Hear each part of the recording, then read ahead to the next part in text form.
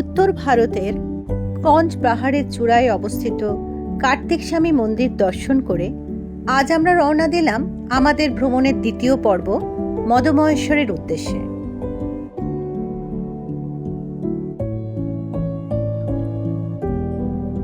কনকচুরি থেকে রাশিগ্রামের দূরত্ব 70 কিলোমিটার। আমরা একটি গাড়ি রিজার্ভ করে কনকচুরি থেকে রাশির উদ্দেশ্যে রওনা হলাম। কনকচুরি থেকে বাসওয়ারা 30 কিলোমিটার পথ চোপতা ভ্যালির ভিতর দিয়ে অপরূপ পাহাড়ি গ্রামের সৌন্দর্য উপভোগ করতে করতে আমরা এগিয়ে চললাম। টেরেস ফার্মিং ও গ্রামের সহজ সরল ব্যস্ততাহীন জীবনশৈলী ও দূরে কঞ্চ পর্বত থেকে কার্তিক স্বামীর মন্দিরটি পুরো রাস্তা জুড়ে আমাদের কোনো না কোনো অ্যাঙ্গেল থেকে দেখা দিতে লাগলো।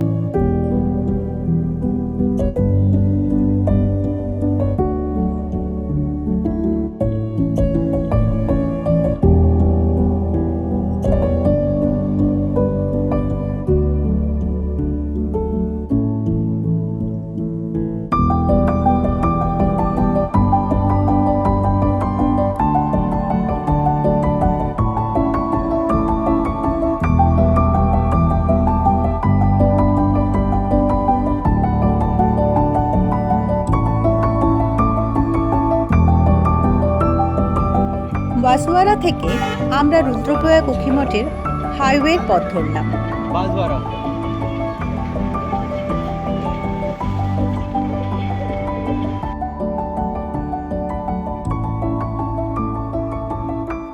কিছু দূর পথ অতিক্রম করে কুণ্ডে পৌঁছে রাস্তাটি দুভাগে ভাগ হয়ে গেছে। বাঁদিকের রাস্তাটি মন্দাকিনী ক্রস করে চলে গেছে গুপ্তকাশী ও কেদারনাথের দিকে। আমরা ডান দিকের রাস্তাটি ধরে এগিয়ে চললাম উখিমঠের দিকে। কুণ্ড থেকে উখিমঠের দূরত্ব 10 কিলোমিটার। কিছুক্ষণের মধ্যেই আমরা পঞ্চকেদারের শীতকালীন আবাসস্থল উখিমঠে পৌঁছালাম। উখিমঠ থেকে রাশির দূরত্ব 20 কিলোমিটার। আজ আমরা রাশিতেই রাত্রি যাপন করব।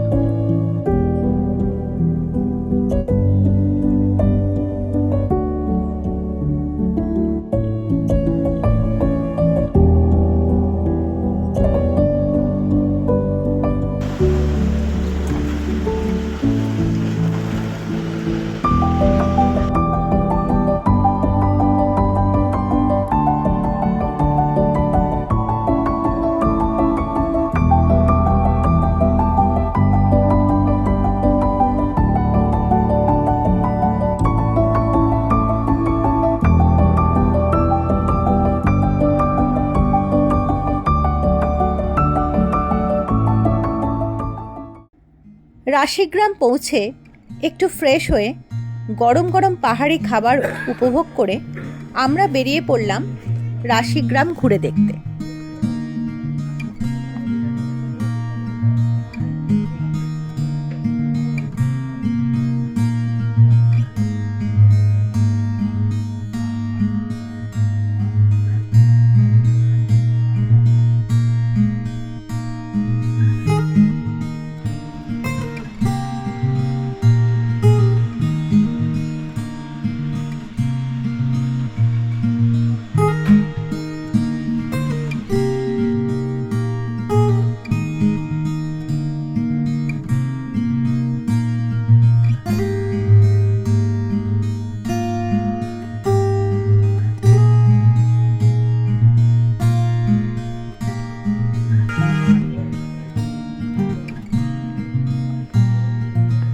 রাশিগ্রাম ঘুরে দেখে আমরা এই গ্রামের রাকেশ্বরীর মন্দিরে গেলাম।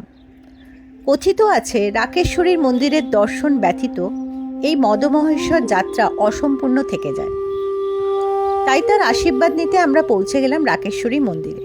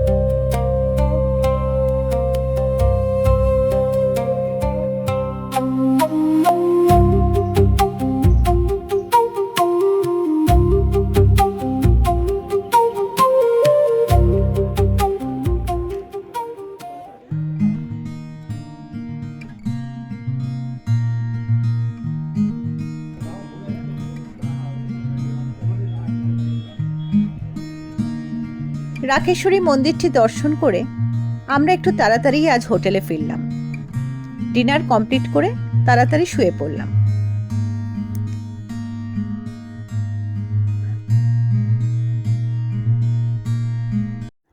আজ আমাদের যাত্রার দ্বিতীয় দিন। মোট 18 কিলোমিটার যাত্রা পথে আজ আমরা 6 কিলোমিটার যাত্রা করে রাত্রিবাস করব পানতলিতে।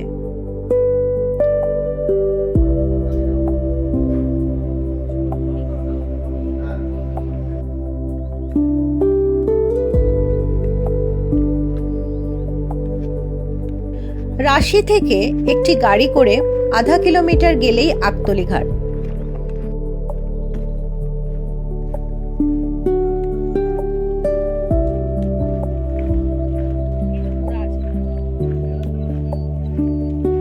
আকতলিধার পৌঁছে গাড়ির রাস্তা বন্ধ হয়ে যায়।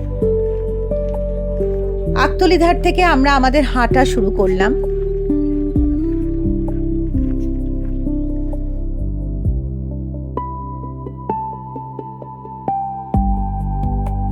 কিছুটা হেঁটে গেলেই দেখতে পাবেন পুরনো রাস্তা ধসে গেছে, যেখান থেকে আগে নিচে নামতে হতো। আর নতুন রাস্তাটি সোজা চলে গেছে সেই পথ ধরে হিমালয়ের সৌন্দর্য উপভোগ করতে করতে আমরা এগিয়ে চললাম।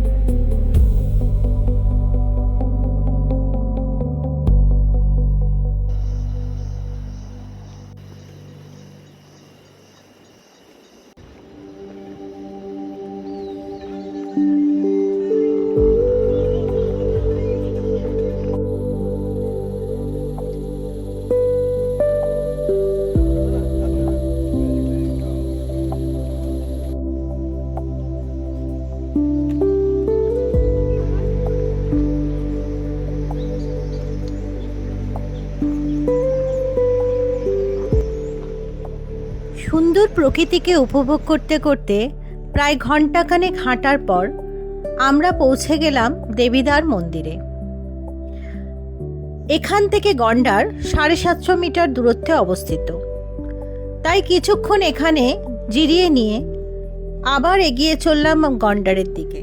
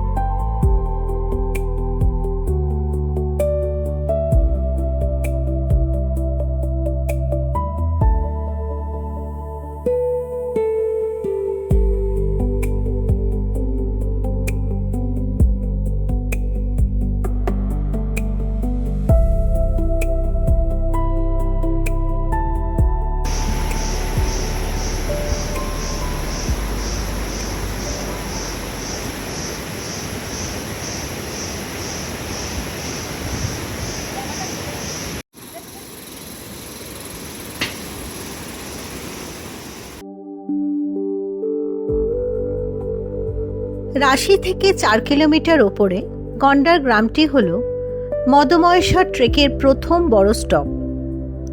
রাশি থেকে গন্ডার পৌঁছতে 1.5 থেকে 2 ঘন্টা লাগে। চারিদিকে সবুজ পাহাড় আর ধান ক্ষেত, কোনো কোনো জায়গায় টেরেস ফার্মিংও করা হচ্ছে। মধুগঙ্গা বয়ে চলেছে আপন গতিতে। কাঠ ও পাথরের তৈরি গাড়োয়াল স্টাইলের বাড়িগুলি ছবির মতো সুন্দর। এখানকার মানুষের প্রধান কাজ হলো কৃষি ও পশুপালন। সকালে পাখির ডাক আর রাতে হিমালয়ের নিস্তব্ধতা। এখানে গ্রামীণ জীবনশৈলী ও প্রাকৃতিক সৌন্দর্য অবর্ণনীয়। 10-12টা বাড়ি নিয়ে ছোট্ট একটি ছবির মতো সুন্দর গ্রাম হলো গন্ডার। গন্ডারের চারিদিকে ঘন ওক আর রডোডেনড্রনের জঙ্গল। গন্ডার পৌঁছে একটি ছোট্ট হোমস্টেতে কিছুক্ষণের জন্য আমরা একটু রেস্ট নিয়ে পাহাড়ি ম্যাগি ও চা উপভোগ করলাম। আর সেই হোমস্টের বাচ্চাদের সাথে খানিকক্ষণ আলাপচারিতা সেরে আবার বেরিয়ে পড়লাম আমাদের পরবর্তী গন্তব্য বানতলির পথে।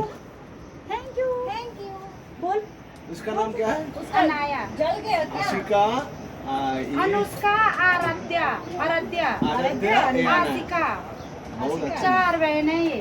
और एक कहाँ गया? 3 देखा। अभी ये 2 अंदर हैं। ओ आशिका को भी बोल।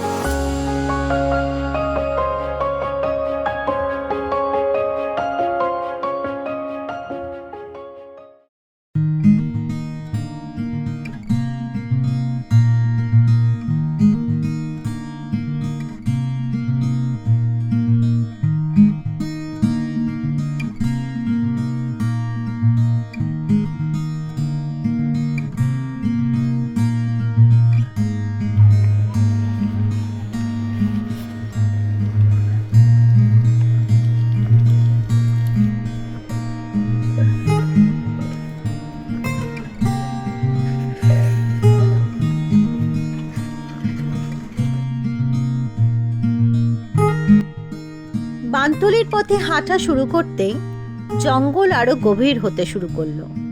রাস্তার দুপাশে বড় বড় ওক, রডোডেনড্রন, দেবদারু গাছের আনাগোনা আরো গভীর হতে থাকলো।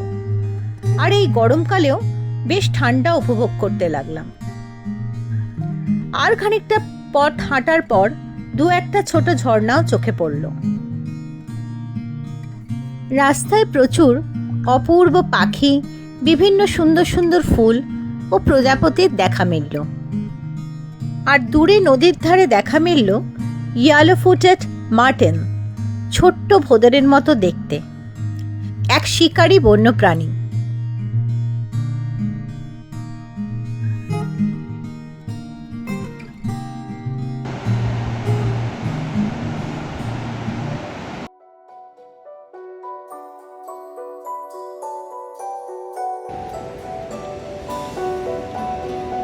পঁয়তাল্লিশ মিনিট পর একটা কাঠের পুল পড়ল।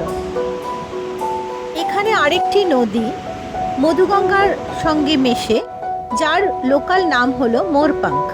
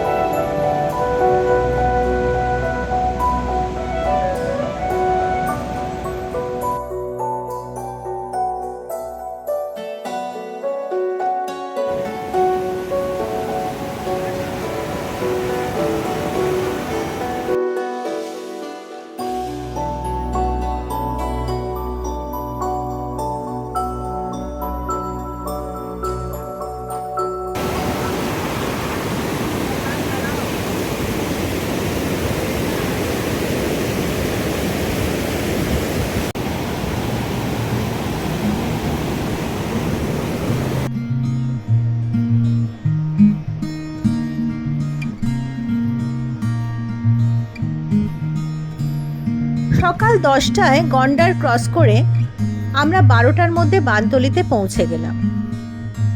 আজ আমাদের এখানেই রাত্রিবাস। আগামীকাল ভোরে আমরা বানতলি থেকে রওনা হব নানুর উদ্দেশ্যে এবং নানুতে রাত্রিবাস করে তারপরের দিন আমরা মদমহেশ্বরের উদ্দেশ্যে রওনা হব।